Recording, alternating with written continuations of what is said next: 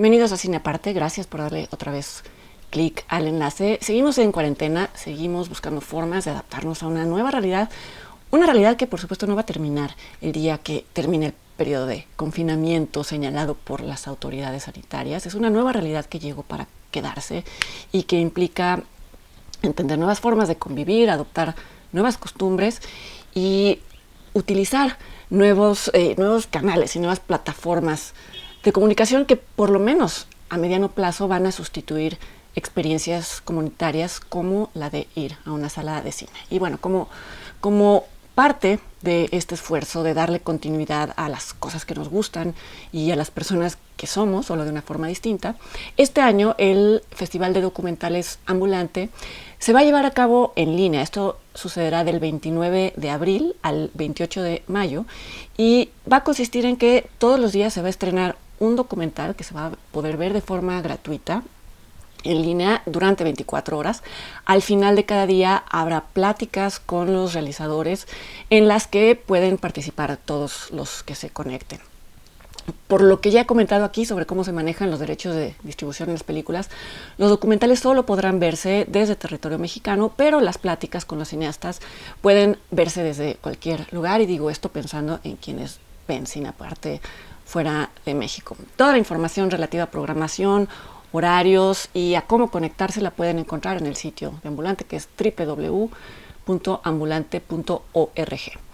Y bueno, no se me ocurre mejor manera de invitarlos a experimentar lo que podría ser el futuro de los festivales de cine, por lo menos a mediano plazo, que comentando el que seguramente va a ser uno de los mejores estrenos de Ambulante, y me refiero al documental Yermo, del conocido y reconocido director mexicano Everardo González.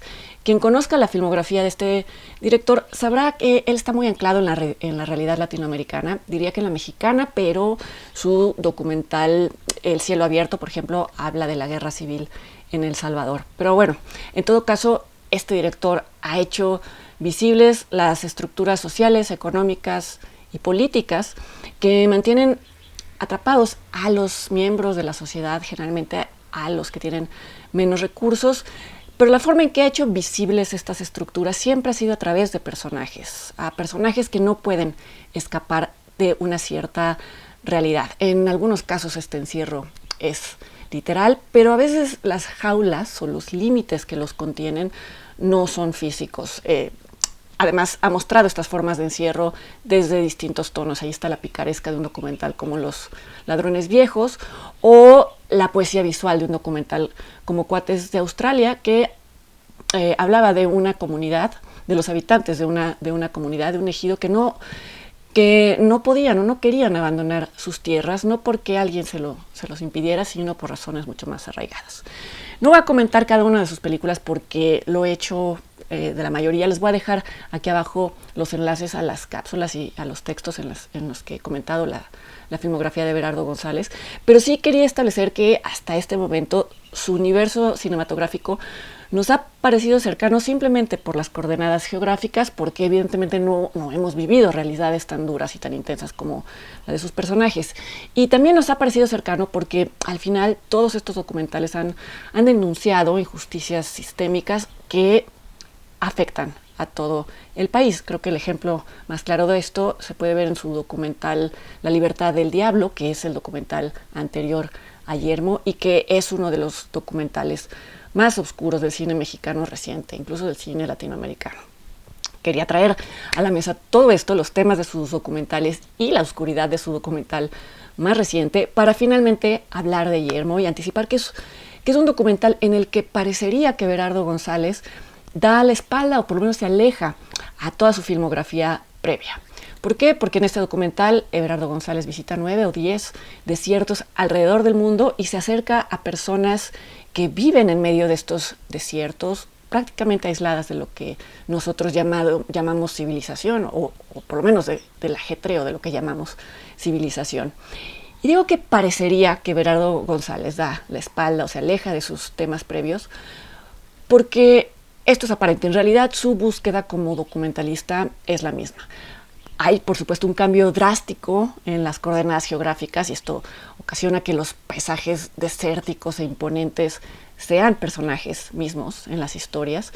Pero, una vez más, como lo ha hecho en todos los documentales previos, este director se propone contar las historias a través de los personajes y no a la inversa. Es decir, no buscando personajes que encajen en una tesis o en un tema o en una historia trazada previamente. Y esto de permitir que en un documental sea el personaje el que cuente la historia y de respetar esto hasta las últimas consecuencias es mucho más arriesgado de lo que suena, porque podría suceder que estos personajes no digan lo que se espera de ellos o incluso que digan todo lo contrario y terminen echando por tierra las expectativas no solo del director, sino del productor que puso el dinero e incluso de un público que querría ver reforzadas sus ideas o sus creencias sobre ciertas realidades.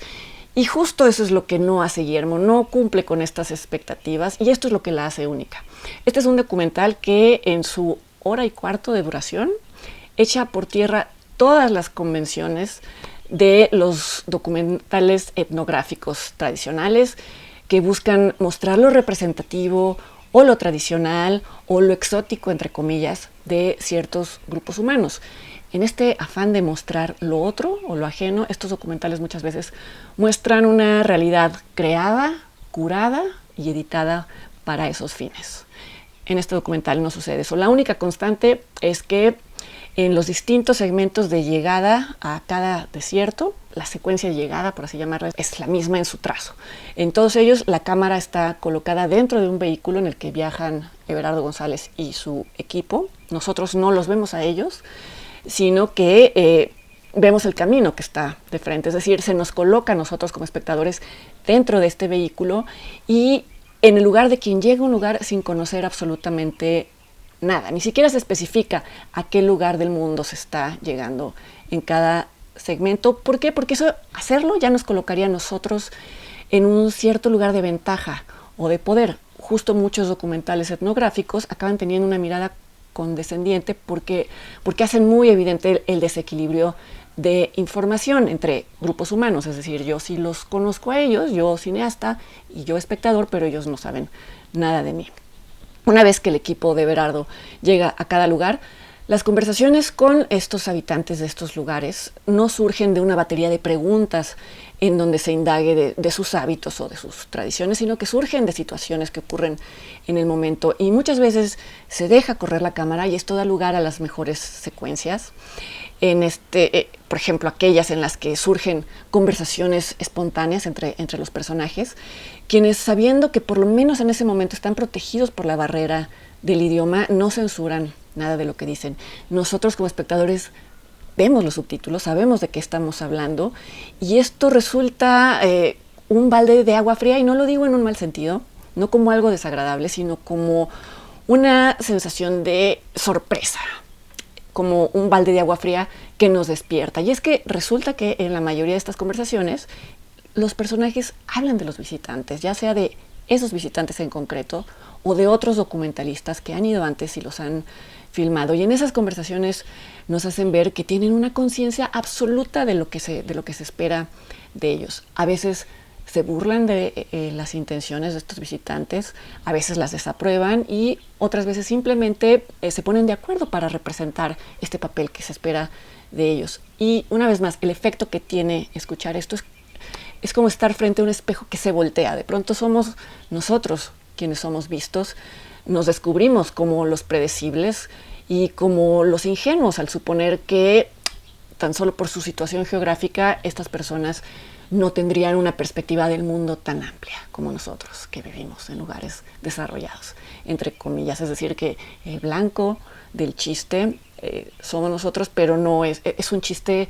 Es un chiste catártico, porque lo que queda claro es que a pesar de las diferencias abismales que por supuesto existe entre cada grupo representado y con respecto a nosotros mismos, hay muchas más semejanzas de las que imaginaríamos desde nuestras ciudades desarrolladas y aglomeradas. Y bueno, una ironía adicional, cortesía de los tiempos del coronavirus, es que ahora somos nosotros los que debemos de permanecer aislados como ellos.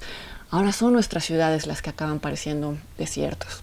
Y bueno, por último, es obvio que esta película es una reflexión sobre el género documental mismo y sobre su supuesta objetividad. Este es un debate que ha existido desde siempre y que se remonta a lo que se considera el primer documental etnográfico, que es Nanook del Norte, de 1922, en donde su director Robert Flaherty pidió a los esquimales que actuaran ciertas escenas. Y bueno, Guillermo una y otra vez se hace evidente cómo una persona modifica su comportamiento en el momento que se sabe filmada, pero también propone que esa modificación de comportamiento también es parte de su verdad. Es una mirada que concilia ambas posturas y los debates en general alrededor del objetivo de un documental.